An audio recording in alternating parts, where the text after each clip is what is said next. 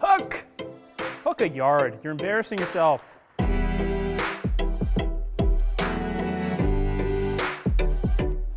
Okay guys, welcome back to the channel. So, as promised, Yes, this is why we're doing this, because we did promise it. we did. It's also fun. This is a lot of fun. We're diving into TSi4 with AutoFlex, 505 XX, Oh yeah. Adam Scott mode. So we're going to see what we can get out of it. Adam hasn't given up on it, which I like to see. He did have a bit of a lackluster driving week the first time he tried it. Yeah. He's clearly not giving up. He's getting Louis Oosthuizen to try it. I think Adam Scott might be the tour distributor for AutoFlex pretty soon. poster But boy. it's good to see that he sees the value in it enough to tough out a few kind of shaky weeks of driving. And so you made, I think, quite a good version of the AutoFlex kind of ideal driver. It was the Callaway Epic Max LS. I believe you lightened the head weight a bit. That driver was near perfect in many ways in terms of this type of a build. Yep. And I think at the end of that video, we're kind of like, well, I mean, maybe Adam should mess around with something like that. But this is actually the first time we've tried the configuration that he's using. So part of what I want to see today is it's like, is this a bad setup, Yeah. these two products together? If so, it would just be really interesting for people to see. Is he kind of chasing the wrong road? Does he need to try a different Titleist head or something? Or is this just really, really needing a bit of dialing in and then he's off to the races? I think another thing that gives us encouragement with doing this video is the fact that when we tested TSi4 versus 3, when we were talking about CG location, we actually said that TSi4 was quite a bit more forgiving than we had seen the TS4 be in the past. And looking at the head on the end of this ridiculously extra length, goofy shaft, you'd look at it and go, this is not it, Chief. Like, don't be doing this. Honestly, it's like it's a softball at the end of a pink telephone pole. However, as you said, I'm glad we tested TSi4 in advance because it does give me some reassurance. You can mishit this driver a little bit at least and not have a complete and utter disaster. I love it. Okay. We're going to go to a couple of iconic holes and see how AutoFlex is going to travel around the world. We're going to do the 18th at Pebble Beach. We're going to do the 18th at St Andrews. Great We're idea. going to have a look at a few different ones and see around the world the impact that AutoFlex could well make if it's 20 yards longer for certain players.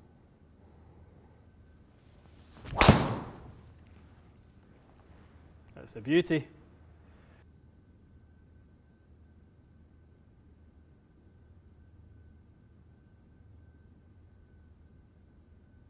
One of the main features of the hole is, as we've seen it over the years, whether it's the AT&T, whether it's the US Open, this tree that sits 275 yards out is, at sea level, cold and all that sort of stuff. It's in play. Especially a bunch of guys don't hit driver because they obviously don't want to hit it in the ocean or out of bounds. So it is a bit of a nervy tee shot, and the tree makes it even worse because then if you lay up with a 2-iron or something, it's in play. So we're looking at this where it's 250 yards in from there. I mean, we recreated the iconic Tiger fairway wood from just the side of that. Well, you've hit that there, 356 yards, that last one went for you. You have now in 165, you have a comfortable 8-iron. 8-iron in. It's very true. I mean, that is the true advantage. And we'll obviously hit a bunch of shots and see how reasonable of a dispersion circle. But if you can get yourself 40, 50 yards down there further, no wonder the guys are testing this every week. Unbelievable. Why wouldn't you? 128 club, 180 ball, 12-7 launch, 1700. It's pretty ideal. Another hammer. And just sailing past that tree. Goodbye, tree. Okay, 356 drives.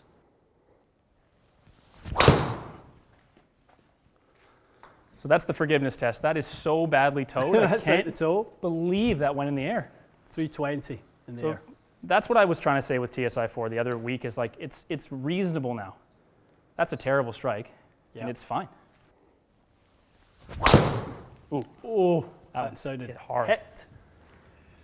Hello.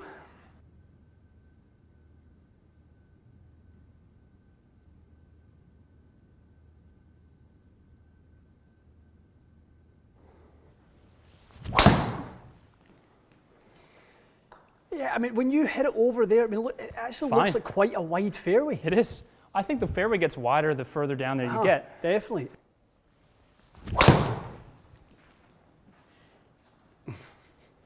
Yes. It's a lot of fun. I'm not joking. It is about as straight as my normal drives. It's not an exaggeration. Yeah. Dispersion's not that much different.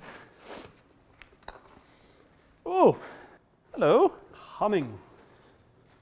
Woo. All right. I mean, I hate to say this, but this looks like a tiny golf one. I'm trying to stretch us back further than they want us playing it shorter than this. The front, I mean, you're 324 to basically the front edge. You're 350 to the pin. It's turning. It's going to be on the green. It's burning. Go! Oh, bit of a soft Get up bounce, there. but get up there. Did I leave the head cover on? What's going on here? Oh boy. Okay. Okay, just off higher the launch. plane, your speed's a couple miles an hour down, but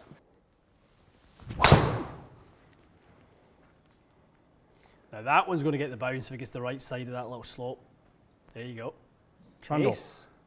Hello.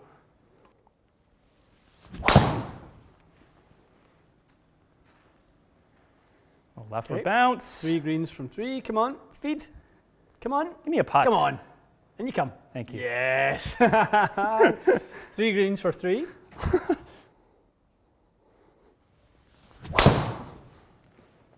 That's the best one. Oh, get up there. Give us a short putt, would you? We're going to get a short putt. Boof. Oh, Oh! 15 footer.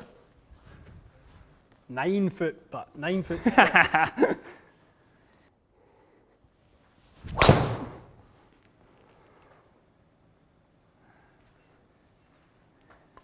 up there. 5 out of 9 greens? Get up there. Decent. I'll take Lovely. Lovely, lovely. It definitely has the recipe for the long ball. It's not just the long ball, it's a pretty accurate long ball. So again, depending on where your strike pattern is, and like you said, yours with that one was straying into the toe a little bit, which made it a little bit dangerous for you. But again, those are some pretty tasty flights. You know, the difference being you either hit it with less curve or it curves as much as that did. But you know, you've got so much horsepower with that. You're averaging 342 yards. Crazy. On that hole. Yeah, there's no doubt about it. Every time we put together some kind of AutoFlex build, I seem to be able to get over 180 for like a good 10, 15 swing stretch. There's nothing else that makes it that easy on me to do it, that's for sure. No. It's not that it's impossible, but in terms of building something that I can square the face up with, I can get a little bit of energy out of the shaft and get over basically into my personal best range. Yeah. I don't think there's something else that makes it quite as simple. Definitely. Yeah. So what do you think in terms of that as a combo now? I like it. Yeah. I like it. So here's all I would do is I would play with it. I don't think you'd need to touch the settings. I think you just open the face of it. Is that right? Yeah. I would literally just get a range session and work on my strike pattern. So what I noticed is, for whatever reason, at Pebble Beach, I probably tried to play less of a draw. Here, I just, as you said, you have to hook it off that clock. You'd be a moron not to aim left. So I think my path got a little bit more into out on this hole, which maybe moved my strike over a bit. But to be perfectly honest, a couple range sessions to work on the strike. This would be something I would play potentially in the right circumstances, like a tournament that's, I'm not exactly playing on the PGA Tour like Adam is, so he's the one making the big decision. But I can see why this is doable for him. It's definitely not a crazy experiment. Would it make more sense to have a more forgiving head on here?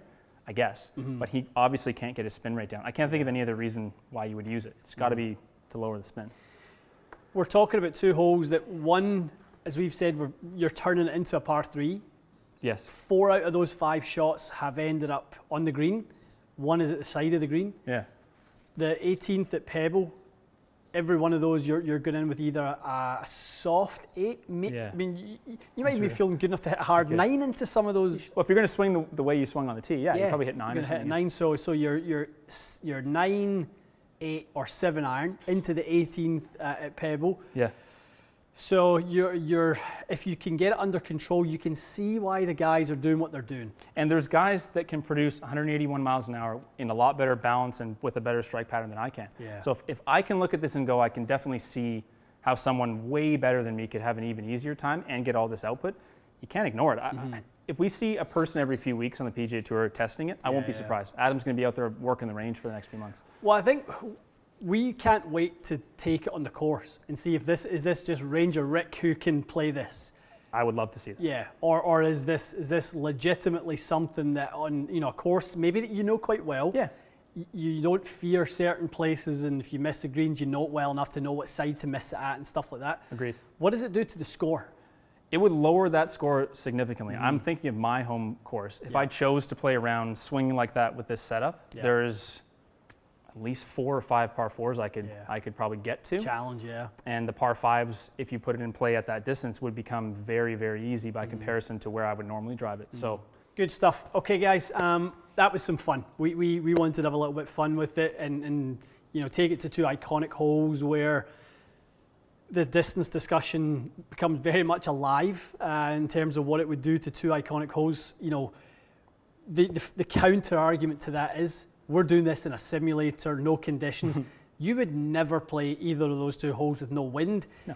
So your confidence to do what we just done there would seriously be hurt. So would you ever have the opportunity to do that? Who knows? Yeah. I mean, who knows? Those are all environmental things that we don't have no control over. If I asked you the day after we tested this for the first time, and I said to you, what do you think the chances of Adam Scott putting this in play on numerous PGA Tour events? You would have looked at me like I had 4 heads on. There's no chance in hell. So the fact that it's literally sort of evolved that much in a few months, I'm kind of just like, what's next? Who knows who's going to put this thing in play? Who knows? Yeah. Who knows indeed.